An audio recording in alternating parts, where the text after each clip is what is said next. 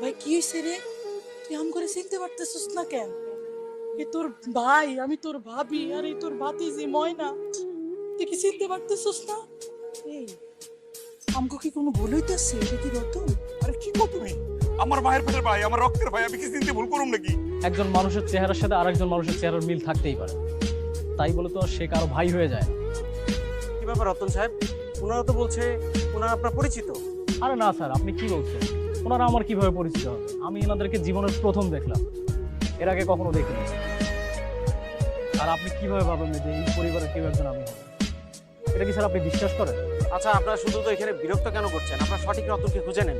আমরা এখানে অফিসের কাজে আসছি, দয়া করে একটু আপনার অন্যদিকে যান প্লিজ। স্যার, স্যার এটা কি কইলেন? রতন, রতন আমার ভাই। ওরা আমি কোলে বেটে করে মানুষ করছি। এই যে আমার বউ, রতনের ভাবি গার্মেন্টসে কাজ করে স্যার। গার্মেন্টসে কাজ করে পুরো পড়ালেখা করাইছে। এই যে আমার মায়া, ময়না সারাক্ষণ ওর ঘাড়ে উঠে খেলতো, সাচ্চু সাচ্চু কইতো। কি কইতেছ না? আমি আমার বাইরে ছিলাম না, এটা হইতে পারে না।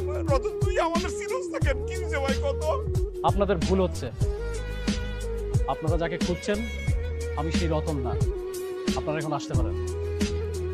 আপনারা যদি না যান তাহলে কিন্তু আমি সিকিউরিটি গার্ড দিয়ে আপনাদেরকে এখান থেকে বের করে দিতে বাধ্য হব। বলছি মানুষের টাকা হইলে না কি মানুষ জানোয়ার হয়ে আছে।